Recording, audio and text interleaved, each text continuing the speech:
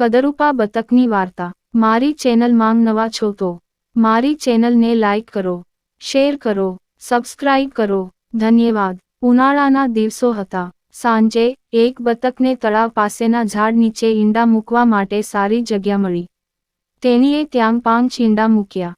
તેણે જોયું કે તેના 5 ઈંડામાંથી એક ઈંડું બાકીના ઈંડાથી ઘણું અલગ હતું. આ જોઈને તે ચિંતિત થવા લાગી. ઈંડામાંથી બાળકો બહાર ન આવે ત્યાં સુધી તેણે રાહ જોઈ. પછી એક સવારે તેના 4 ઈંડામાંથી તેના 4 નાના બાળકો બહાર આવ્યા. તેઓ બધા ખૂબ જ સુંદર અને મનોહર હતા. પરંતુ બાળક હજુ તેના 5મા ઈંડામાંથી બહાર આવ્યું ન હતું. બતકે કહ્યું કે આ 5મું ઈંડું તેનું સૌથી સુંદર બાળક હશે, તેથી જ તેને બહાર આવવામાં આટલો સમય લાગી રહ્યો હતો. એક સવારે 5મું ઈંડું પણ તૂટી ગયું. તેમાંથી એક કદરૂપું બતક નીકળ્યું. આ બતક તેના અન્ય 4 ભાઈ બહેનો કરતાં ઘણું મોટું અને કદરૂપું હતું. આ જોઈને માતા બતક ખૂબ જ દુઃખી થઈ ગઈ. તેને આશા હતી કે કદાચ થોડા દિવસો પછી તે કદરૂપું બતક પણ તેના ભાઈ બહેનોની જેમ સુંદર બની જશે. ઘણા દિવસો વીતી ગયા પછી પણ બતકનું બચ્ચું કદરૂપું રહ્યું. કારણ કે તે કદરૂપો હતો, તેના બધા ભાઈઓ અને બહેનોએ તેની મજાક ઉડાવી અને કોઈ તેની સાથે રમ્યું નહીં. એ કદરૂપું બતક ખૂબ જ દુઃખી થવા લાગ્યું. એક દિવસ તળાવમાં તેના પ્રતિબિંબને જોતી વખતે કદરૂપું બતક વિચારવા લાગ્યું કે જો તે તેના પરિવારને છોડી દેશે, તો તે બધા ખૂબ ખુશ થઈ જશે. તે બીજા કોઈ જંગલમાં જશે. એમ વિચારીને તે ગાઢ જંગલમાં ગયો. ટૂંક સમયમાં શિયાળાના દિવસો આવી ગયા. બધે બરફ વરસી રહ્યો હતો. કદરૂપું બતક ઠંડી અનુભવી રહ્યું હતું. તેની પાસે ખાવા પીવા માટે પણ કંઈ નહોતું. ત્યાંથી તે એક બતક પરિવાર પાસે ગયો.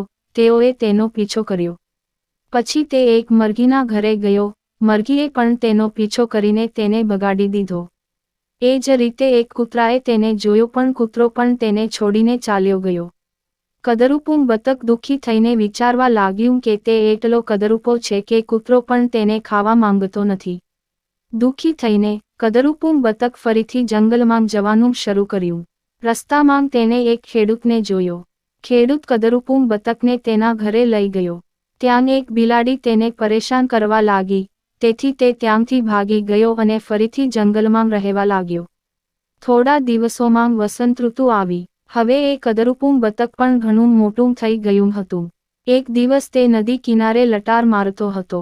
ત્યાં તેણે એક સુંદર ફ્લેમિંગો જોયો, જેની સાથે તે પ્રેમમાં પડ્યો.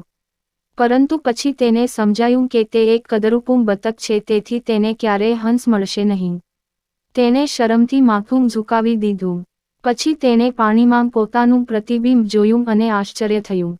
તેણે જોયું કે હવે તે ઘણો મોટો થઈ ગયો હતો અને એક સુંદર ફ્લેમિંગોમાં ફેરવાઈ ગયો હતો.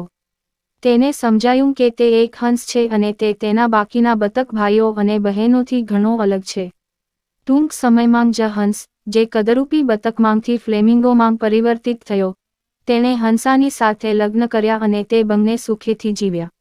વાર્તામાંથી બોધ: યોગ્ય સમય આવે ત્યારે દરેક વ્યક્તિ પોતાની સાચી ઓળખ ઓળખી શકે છે. તો જ તે તેના ગુણોને ઓળખી શકે છે અને તેના દુઃખને દૂર કરી શકે છે.